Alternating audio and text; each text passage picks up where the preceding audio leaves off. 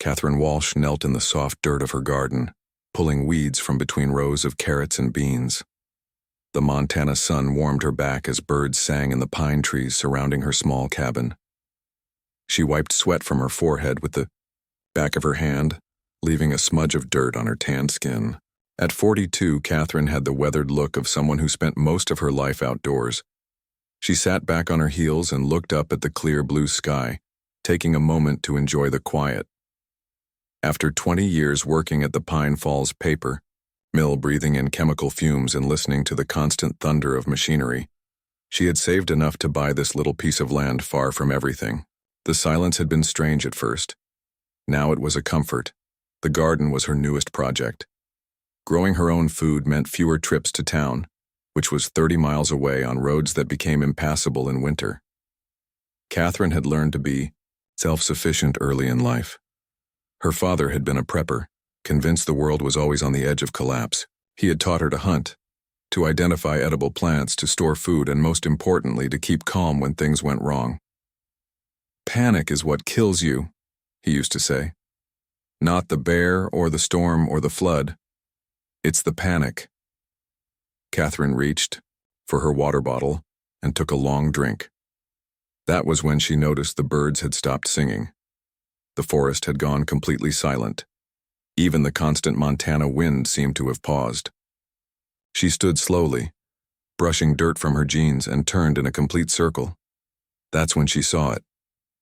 At first, Catherine thought it was a strange cloud formation, a dark spot in the perfect blue sky that seemed to be growing larger. But clouds didn't grow larger that quickly, and clouds didn't have straight edges. As she watched, the spot expanded until it blocked out a huge section of sky. It was shaped like a massive bowl turned upside down, dark gray with faint purple lights around its edge. "Well," Catherine said to herself, "that's definitely not a weather balloon." She didn't run. There was nowhere to run to. Instead, she walked calmly to her cabin, washed her hands at the outdoor pump, and went inside. She picked up her old flip phone, the only kind that got reception out here, but, as expected, there was no signal. She put it in her pocket anyway and took her father's shotgun from above the door, loading it with practiced movements. Catherine stepped back outside and looked up again. The object now covered most of the visible sky above her clearing. It was massive beyond understanding and completely silent. Purple lights around its edge pulsed slowly. As she watched, a smaller object detached from the large one and began descending toward her property. The smaller ship, because that's clearly what it was, looked like a metal teardrop. It was about the size of a small bus and made absolutely no sound as it dropped from the larger vessel. Catherine stepped into the middle of her yard and waited, shotgun held loosely in her hands. She didn't point it at the ship. Her father had also taught her never to point a gun at anything she wasn't ready to shoot, and she wasn't sure shooting was the right move here. The teardrop ship stopped about 20 feet above the ground. A bright light suddenly shone from its bottom, surrounding Catherine in a column of purple-tinted brightness. She felt a strange tingling sensation all over her body, and then her feet left the ground. The shotgun fell from her hands as she was lifted slowly upward. "Okay then," she said aloud, her voice steady. "I guess we're doing this." As she rose toward an opening in the bottom of the ship, Catherine felt strangely calm. Maybe it was shock. Maybe it was her father's lifetime of preparing for disasters. Or maybe it was the simple fact that after working 20 years in the toxic environment of the Pine Falls paper mill, very little could truly frighten her anymore. The inside of the ship was brightly lit and sterile, like a hospital. The walls were smooth metal with no visible seams. Catherine was gently deposited on a floor that felt slightly soft under her feet, like rubber. The opening she had come through sealed seamlessly.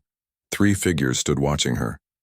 They were tall, at least 7 feet, and thin, with bodies covered in scales that shifted colors like oil on water. Currently, they displayed patterns of blue and green. They had no hair, and their faces featured 7 eyes arranged in a circle. Where a human would have a mouth, they had what looked like small tentacles that moved constantly.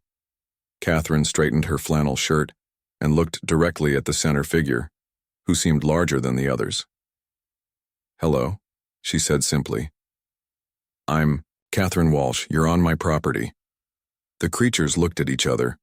One of them held up a small device that emitted a soft hum. The center figure's tentacles moved rapidly, producing clicks and whistles. Human female, came a flat, computerized voice from the device. You will be examined. You will provide information about your species. Resistance will cause discomfort. Catherine raised her eyebrows. Well, that's not a very friendly introduction.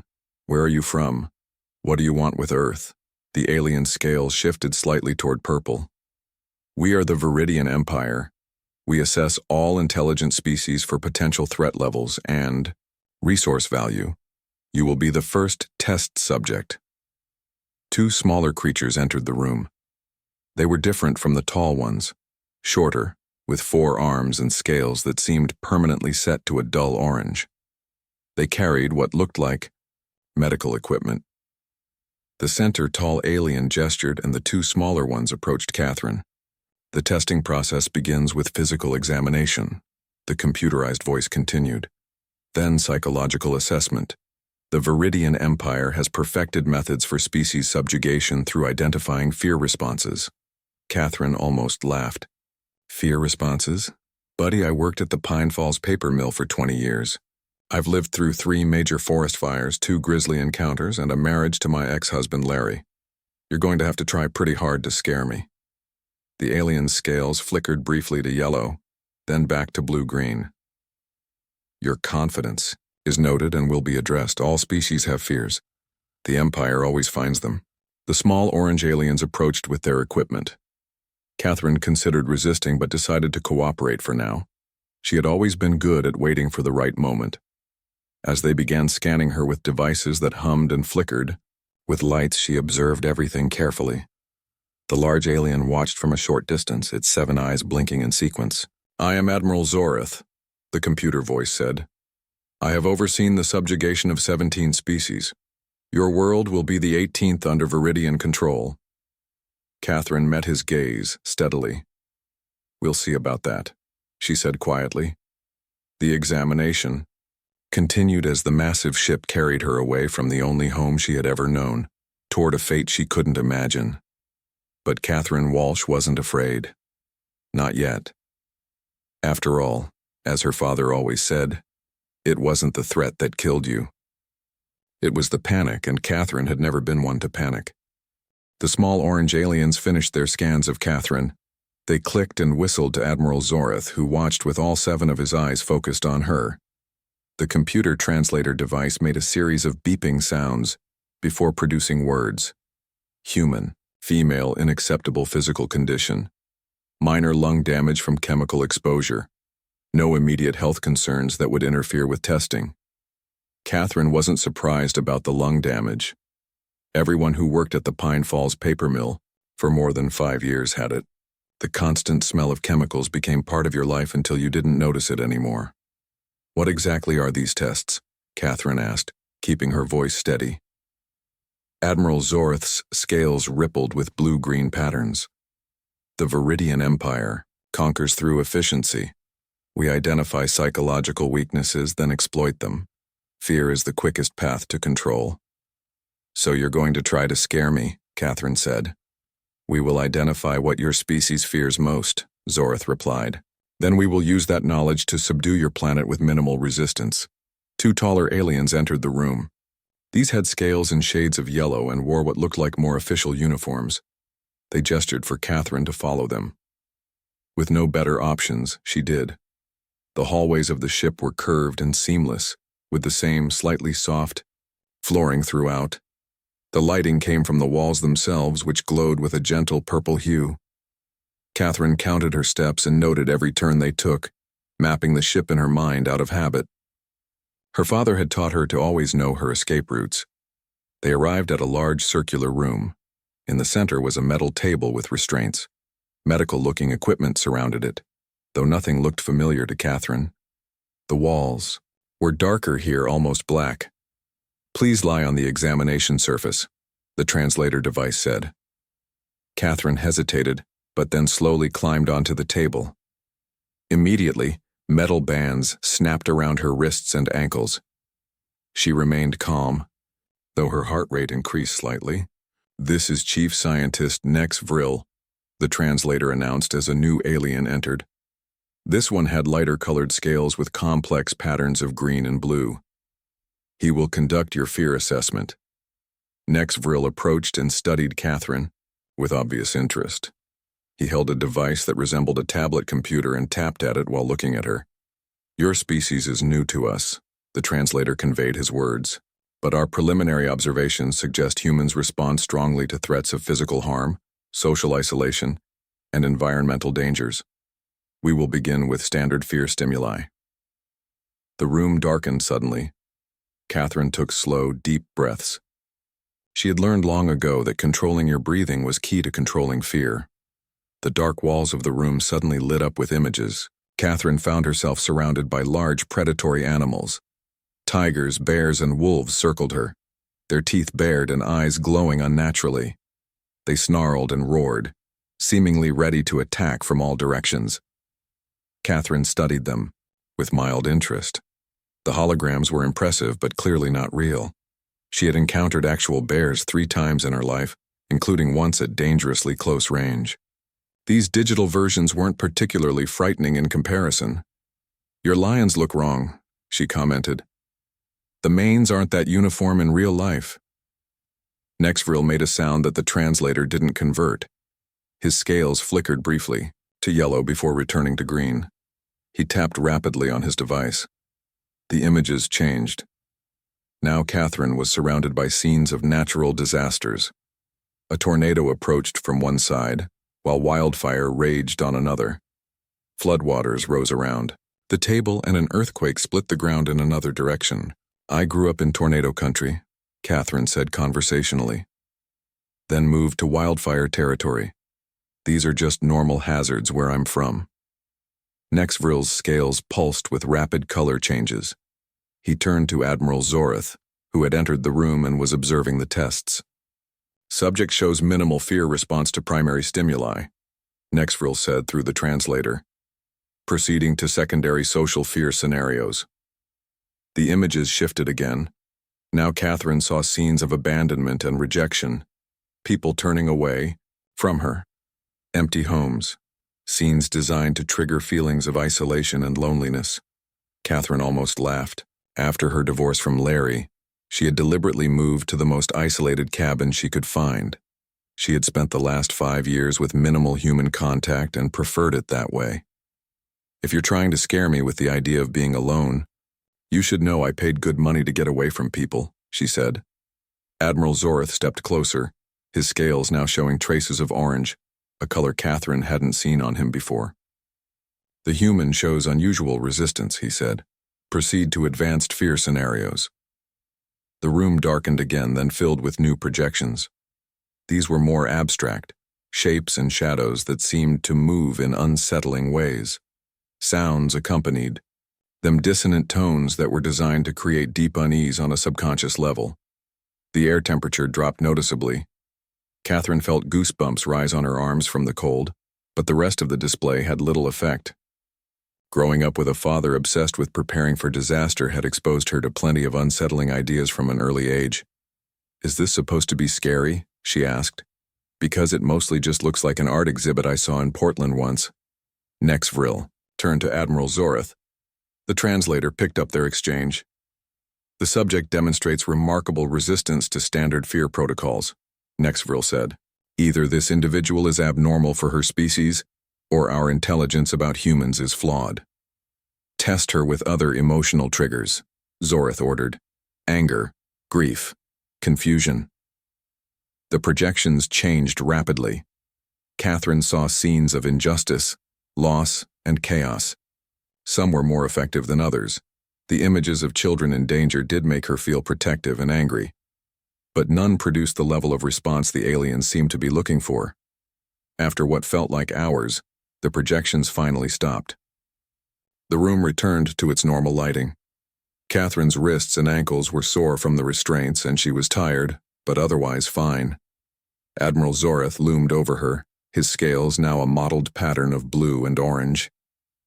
"Your resistance is unusual," he said through the translator. We will need to collect more human samples for comparison. You mean kidnap more people? Catherine asked, her voice hardening. I don't think that's a good idea. Your opinion is irrelevant, Zorith replied. The testing will continue. Chief Scientist Nex Vril believes your resistance may be individual rather than species-wide. Catherine thought about the people in her town. Most were hardy folks, used to the rough Montana environment, but they didn't all have her specific background. She didn't want the aliens testing on children or elderly people who might not handle it as well. Maybe I can save you some time, she said. People are different, some scare easier than others. I'm probably not your typical case. Nex Vril approached again. Why are you atypical? Catherine considered how to explain. My father believed the world would end any day. He trained me to face all kinds of dangers since I was small. Then I worked in a place that most people couldn't stand because of the chemical smell and dangerous conditions. I've seen things go wrong that would terrify most people. I've just gotten used to it. The aliens conferred among themselves, their scales shifting through various colors as they communicated. Finally, Admiral Zorith turned back to Catherine. We have another method, he said. One reserved for especially resistant subjects. Prepare the fear toxin. Nex Vril seemed to hesitate, his scales pulsing yellow. Admiral, the toxin is only used in extreme cases. The protocol. I am aware of the protocol, Zorith interrupted. This situation qualifies. Prepare it immediately. As Nex Vril left the room, Catherine tensed slightly. She had handled everything so far, but a fear toxin sounded more serious than images and sounds. Still, she focused on keeping her breathing steady. Whatever came next, panic wouldn't help. When Nex Vril returned, he carried a small clear container filled with purple liquid. He attached it to a device near Catherine's head. The fear toxin works directly on the brain chemistry, the translator explained as Nex Vril spoke. It bypasses conscious resistance and triggers primal fear responses. No tested species has shown immunity. Catherine watched as Nex Vril activated the device. The clear container began to empty as the purple liquid turned to mist and filled the air around her. The purple mist filled the air around Catherine. It swirled and danced in complex patterns before settling into a thin fog that covered her completely. The aliens watched from behind a clear barrier that had silently risen from the floor, separating them from the test chamber. Catherine felt the mist touch her skin. It was cool and slightly damp like morning fog in the mountains. She could smell it too, a sharp chemical scent that burned slightly in her nostrils. Rather than holding her breath, Catherine took a deep, deliberate inhale. The scent hit her immediately. Strong, acrid, with notes of sulfur and something else. Something that reminded her instantly of the paper mill back in Pine Falls. The chemical soup that had been the background smell of her life for 20 years. Memories flooded back. The massive industrial complex with its towering smokestacks. The constant noise of machinery. The jokes among workers about how you could always tell a paper mill employee by the smell that never quite washed out of their clothes. The burning sensation in her lungs during her first year until she finally got used to it.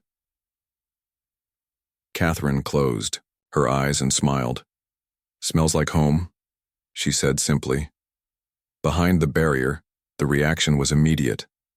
Nex Vril's scales flashed rapidly between yellow and white. Admiral Zorith stepped forward, his scales turning a deep, angry red. The translator must be malfunctioning, Zorith said. No species has ever responded this way to the fear toxin. Nex Vril checked his instruments rapidly. The translation is accurate, Admiral, and the toxin is functioning at full potency. Her brain should be experiencing intense fear responses. Catherine opened her eyes and looked at them through the purple haze. Is this what all the fuss is about? This smells almost exactly like the chemicals at the paper mill where I worked. We breathed this stuff for 8 hours a day, every day. The aliens stared at her in what seemed like shock, though Catherine was still learning to read their expressions. Impossible, Zorith said. The fear toxin targets the amygdala directly. It bypasses conscious control. Every species we have encountered responds with terror to its effects. Catherine shrugged against her restraints. Well, I don't know what to tell you. It smells bad, sure, but it's nothing I haven't lived with before. Next, Vril approached the barrier, studying her intently. Admiral, I believe we should scan her brain while the toxin is active. This response is unprecedented. Zorith nodded sharply. Proceed. A device lowered from the ceiling above Catherine. It looked like a metal helmet with countless small lights and sensors. It descended until it covered her head completely, though her face remained exposed. It was cool against her scalp, and she felt a slight tingling sensation. Initiating neural scan, Nexvril announced. The helmet hummed quietly. Catherine remained calm, though she was growing tired of being restrained and experimented on. Beyond the novelty of meeting aliens, this whole experience was becoming rather boring. After several minutes, the helmet retracted back into the ceiling. Nexvril studied his tablet intently, his scales shifting through patterns of blue, yellow, and green. Admiral, he said finally, I believe we have discovered something significant about humans. The barrier lowered, though the purple mist remained, around Catherine. Nexvril approached cautiously, still studying his tablet. Your brain is responding to the toxin, he explained through the translator. Your amygdala is active, but there are unusual patterns in your frontal cortex that seem to be moderating the response. Meaning what? Catherine asked. You feel the fear, Nexvril said, but you have somehow adapted to function despite it. Even more interesting, there appear to be pleasure centers activating simultaneously. Catherine considered this. That makes sense, I guess. When I smell those chemicals, I think of my co-workers, the jokes we shared, the decent money I made that let me save up for my cabin. It wasn't pleasant, but it was familiar. Safe in its own way.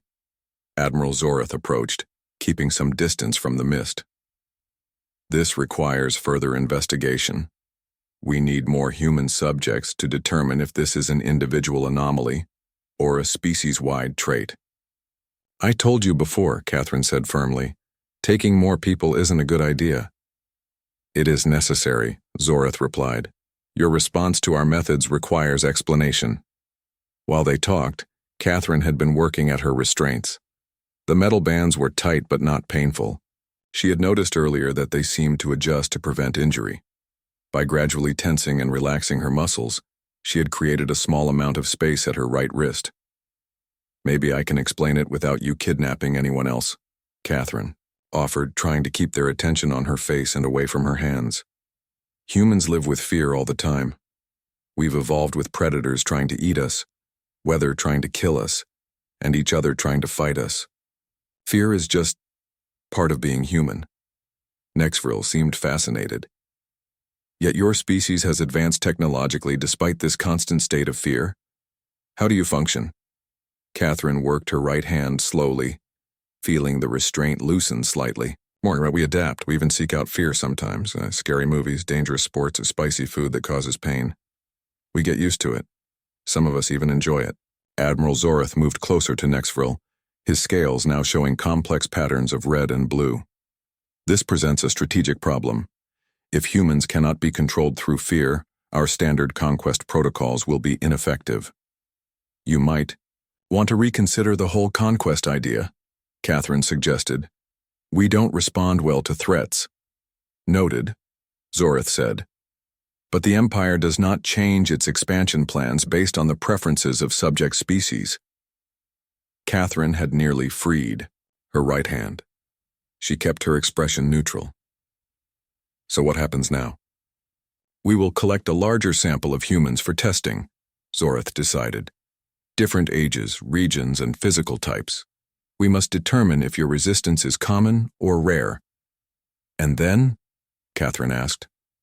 If it is rare, we proceed with standard fear-based subjugation.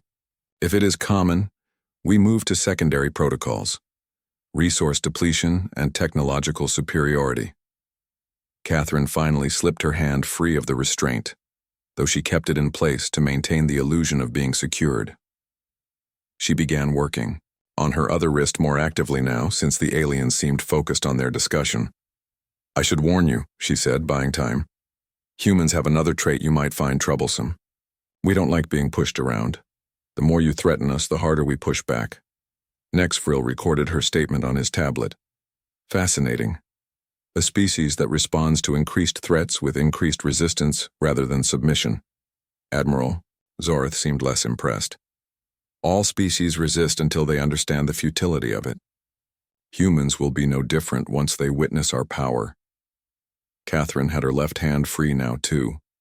She began working on her ankle restraints. Don't be so sure. We're stubborn. The door to the laboratory slid open. Another Viridian entered. This one with elaborately patterned scales in deep purple and blue. The newcomer spoke rapidly to Admiral Zorth, too quickly for the translator to keep up. Zorth's scales flashed bright red. Impossible, he said. Check again. The new alien spoke again, gesturing urgently. Admiral? Nexvril questioned. Zorth turned to him. The planetary scan is complete. Human population centers show unusual patterns.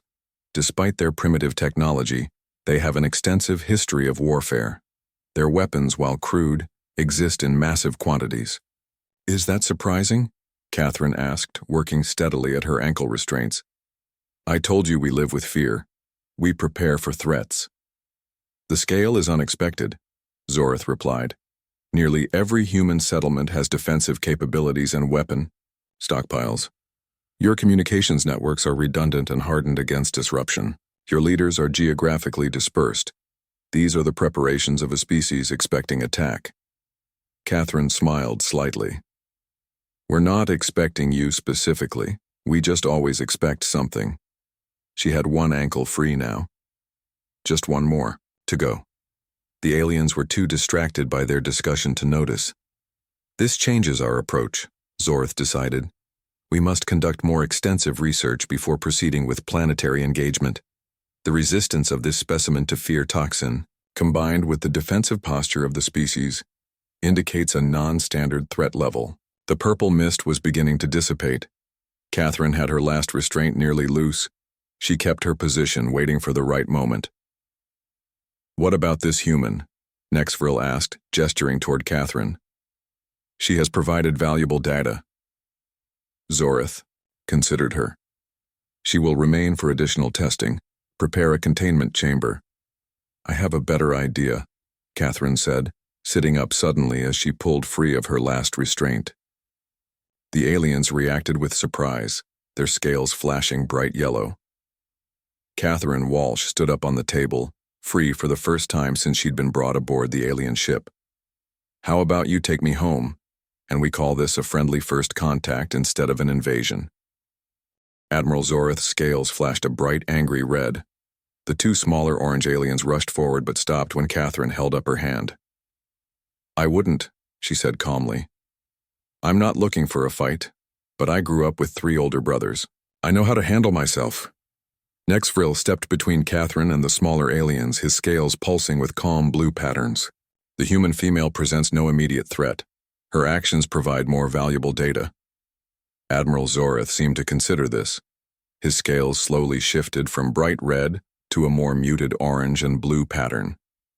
You are in no position to negotiate. Human. Catherine sat on the edge of the table, letting her feet dangle. Actually, I think I am. You've learned something important about humans today. We don't respond to fear the way you expected. Your main conquest strategy won't work on us. Nexvril approached cautiously, his tablet still in hand. Your escape from restraints designed for much stronger species is also noteworthy. May I ask how you accomplished this? Catherine shrugged. I paid attention to how they worked. I noticed they adjust to prevent injury. So I created slack by tensing and relaxing. My muscles, simple mechanics. Problem solving under stress. Nexvril noted on his tablet. Another adaptive trait. Admiral Zorth watched this exchange with all 7 of his eyes blinking in sequence. The data suggests humans might be more troublesome to conquer than anticipated. The Empire prefers efficient subjugation. Then maybe don't try to subjugate us at all, Catherine suggested. Why not try something different, like trading or forming an alliance? The Empire does not form alliances with pre-FTL species, Zoreth stated flatly. FTL? Catherine asked. Faster than light travel, Nexvril explained. Your species has not yet achieved this technology. We're working on it, Catherine said, though she had no idea if that was true. But think about it. If we're this adaptable and resistant with our primitive technology, imagine what we could offer as partners instead of subjects. Zoreth and Nexvril exchanged looks. Their scales shifted through various patterns too, quickly for Catherine to interpret. Finally, Zoreth turned back to her. Perhaps there is value in further assessment before proceeding with standard protocols, he conceded. The Empire's resources are not unlimited. Conquests that require excessive effort are carefully evaluated for cost-benefit. Catherine recognized the opening. Here's what I propose. Take me back to Earth. Let me go. Report to your superiors that humans require further study before any conquest attempts. No one else needs to know about this encounter yet. And in exchange? Zoreth asked. I won't tell anyone about meeting you, Catherine offered.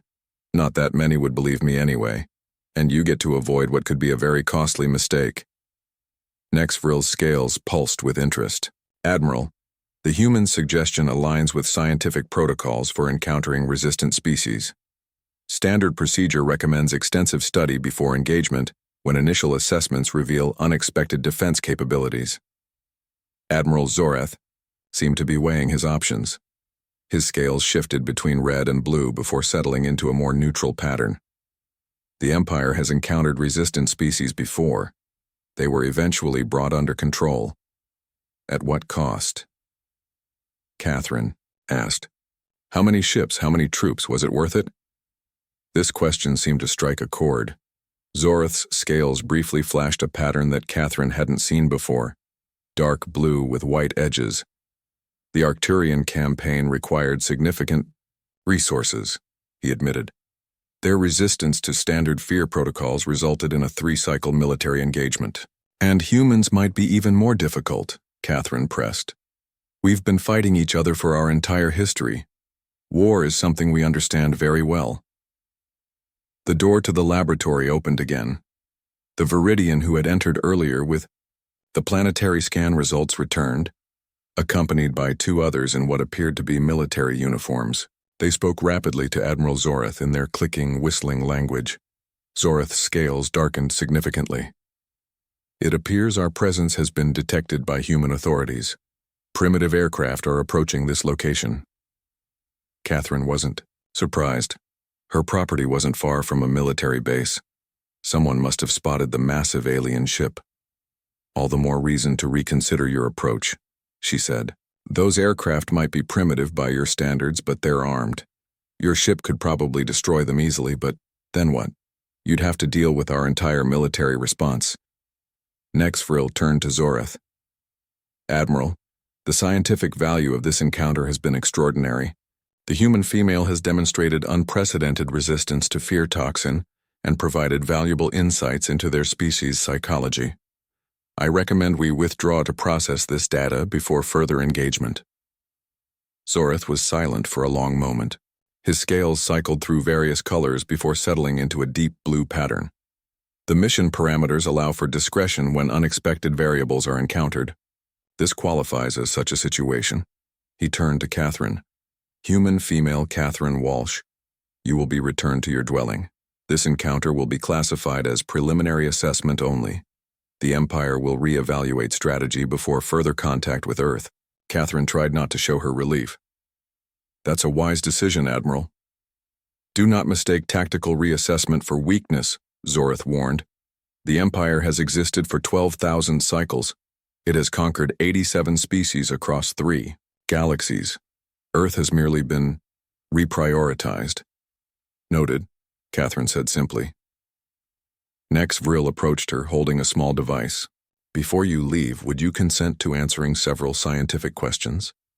Your unique perspective would be valuable to our xenobiology database.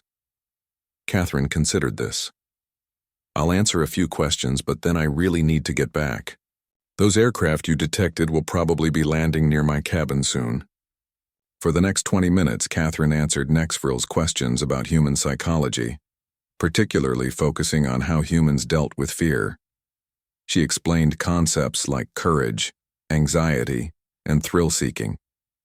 She told him about horror movies, roller coasters, and extreme sports, all ways that humans voluntarily expose themselves to fear for entertainment.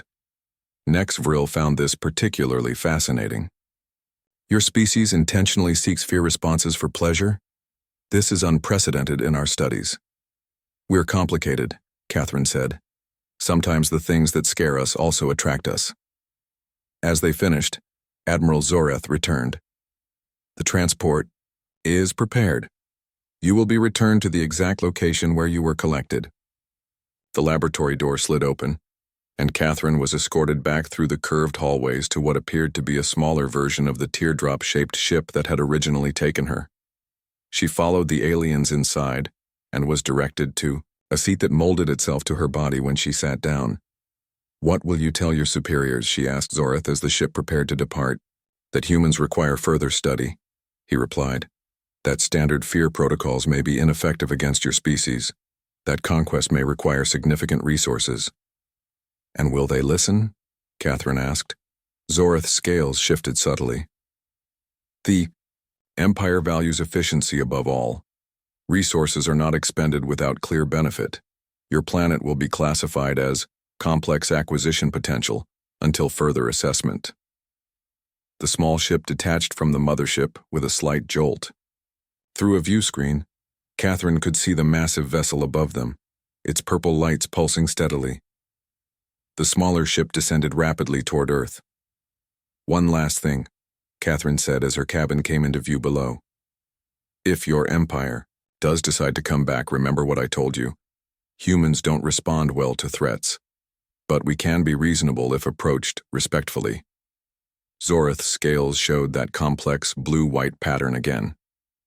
Your input is noted, Catherine Walsh. Of Earth. The Empire will factor it into future decisions. The small ship touched down exactly where Catherine had been standing in her garden hours earlier. Her shotgun still lay in the dirt where she had dropped it. In the distance, she could hear the sound of helicopter rotors approaching. A purple light surrounded her, and Catherine felt the same tingling sensation as before. Her feet lifted off the floor as she was gently lowered through an opening in the bottom of the ship. As she touched the ground, she looked up to see the teardrop ship already rising rapidly back toward its mothership. Within seconds, both ships had vanished, leaving only the clear blue Montana sky above. Catherine picked up her shotgun and dusted it off, then looked toward the sound of the approaching helicopters. She smiled slightly. She now had a very interesting story to tell, or not tell, depending on how things went. But first, she needed to finish weeding her garden. The military helicopters landed in the clearing near Catherine's cabin about 10 minutes after the alien ships disappeared. Men in uniform jumped out, weapons ready, and approached her cautiously. Catherine leaned her shotgun against the porch steps and waited for them calmly. A tall man with silver at his temples and a colonel's insignia on his uniform walked up to her. "Ma'am, I'm Colonel Alan Barnes, U.S. Air Force. Are you Catherine Walsh?" "I am," she replied. "Ms. Walsh, we detected an unusual aerial phenomenon over this area. Our satellites picked up something massive in low orbit that suddenly disappeared. Did you observe anything unusual today?" Catherine looked at the colonel, then at the armed soldiers spreading out around her property. She thought carefully about her answer. The truth would sound crazy.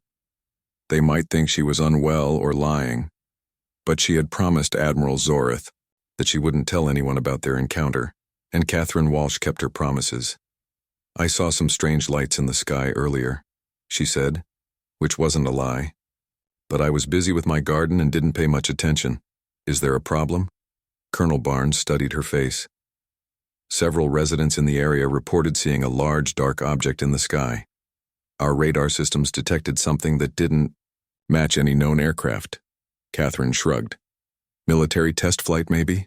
This isn't too far from the base." "No, ma'am. This wasn't one of ours."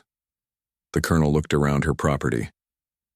"Mind if my men take a look around? Standard procedure." "Go ahead," Catherine said, "but I'd appreciate it if they didn't trample my vegetable garden." I just planted those tomatoes. For the next hour, military personnel searched Catherine's property. They took soil samples, scanned the area with various devices, and asked her more questions. Catherine stuck to her story. She had seen some lights, nothing more. Eventually, Colonel Barnes seemed satisfied, or at least resigned to not getting more information from her. If you remember anything else, or if you see anything unusual, again, please call this number immediately, he said, handing her a card with a phone number but no other information. Will do, Catherine promised, tucking the card into her pocket. The helicopters left as the sun began to set. Catherine went inside her cabin, made a simple dinner, and thought about the day's events. She wondered if she had done the right thing by making that deal with Admiral Zoreth. Had she helped Earth by buying time or just delayed the inevitable? There was no way to know. 6 months passed. Catherine continued her quiet life in the Montana wilderness. She expanded her garden, put up preserves for the winter, and rarely thought about aliens. Sometimes she would look up at the night sky and wonder if the Viridian Empire was watching, studying, planning. But mostly she just enjoyed the peace and solitude she had worked so hard to obtain. Then, on a crisp autumn morning, she heard a familiar sound, the silence of birds suddenly going quiet. Catherine stepped outside her cabin and looked up. The sky was clear blue, with no sign of massive alien ships, but walking up the path to her cabin was a figure that was definitely not human. It was Nexvril, the chief scientist from the Viridian ship. He wore what looked like a more elaborate version of his previous uniform, and a small device around his neck that was probably a translator. His scales showed a calm pattern of blue and green. Catherine waited on her porch as he approached. I didn't expect to see you again, she said when he reached the steps. Catherine Walsh of Earth. Nexvril greeted her. The translator at his neck converted his clicks and whistles into English. I have come alone, on an unofficial research mission. The Empire decided to study us more before trying to conquer us? Catherine asked. Nexvril's scales shifted to a lighter blue. The situation has evolved. Your case study was presented to the Imperial Science Council. It generated significant interest. He reached into a pocket and pulled out a small device, placing it on the porch railing. It projected a holographic image of Earth, rotating slowly. The Empire has never encountered a pre-FTL species with your particular adaptations to fear, Nexvril explained. Your combination of technological development and psychological resilience is unique in our records. Is that good or bad for us? Catherine asked. It has resulted in a new classification for Earth, Nexvril said. Potential ally rather than conquest target. Catherine raised her eyebrows in surprise. Really? Admiral Zoreth didn't seem like the type to change his mind so easily. Admiral Zoreth was recalled to Imperial Center after submitting his report, Nexvril said. His scales showed a brief pattern that might have been amusement. His assessment that conquering Earth would require excessive resources was accepted, but his recommendation to simply delay the conquest was rejected. By who? Catherine asked. By me, Nexvril said. I am now Chief Xenobiologist for the Empire's Diplomatic Corps. I convinced the Science Council that humans represent a potentially valuable ally species, not just another conquest. Catherine smiled slightly. So you got a promotion. My assessment of your species earned recognition, Nexvril acknowledged. And now I have returned unofficially to continue my research. What kind of research? Catherine asked, a hint of suspicion in her voice. Nexvril's scales shifted to a reassuring pattern of green and blue. Cultural exchange. I wish to learn more about how humans adapted to fear, how you developed your resilience, and in exchange I can share certain knowledge that might benefit your species. What kind of knowledge? Catherine asked. Nothing that would disrupt your natural development, Nexvril assured her. But perhaps medical advances to address some of your more troublesome diseases, ways to reduce pollution in your atmosphere, methods to increase your food production. Catherine considered this offer. And what does the Empire get out of this? A potential future ally with a unique perspective, Nexvril said. The Empire has existed for thousands of years by adapting and evolving. Your species offers something new, a different relationship, with fear itself. That is valuable. Catherine thought about it for a long moment. Then she nodded toward her cabin. I just made coffee. Do you drink coffee? I have no idea, Nexvril admitted. Is it a common human beverage? Very common, Catherine said. Come inside and try some. We can talk more about this cultural exchange idea. As they entered her small cabin, Catherine found herself smiling at the strange turns life could take. 6 months ago, she had been a simple woman trying to live a quiet life away from people.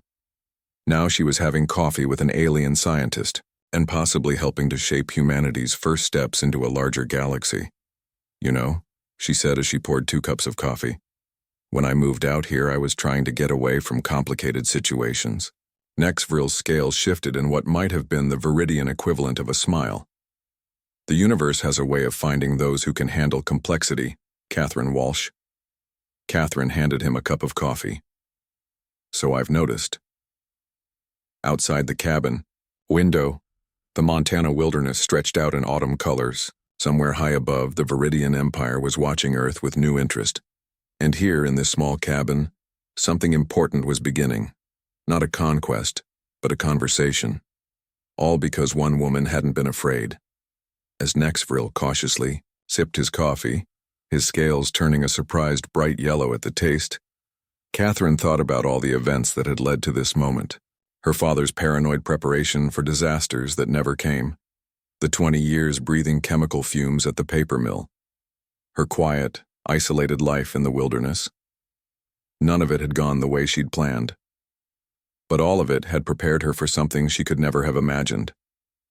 This is quite bitter, Nexvril said, looking at the coffee with his 7 eyes blinking in sequence. Try it with sugar, Catherine suggested, pushing the sugar bowl toward him. Most things improve with a little sweetness. As they sat drinking coffee together, a human woman and an alien scientist, Catherine Walsh realized that her greatest strength had never been fearlessness.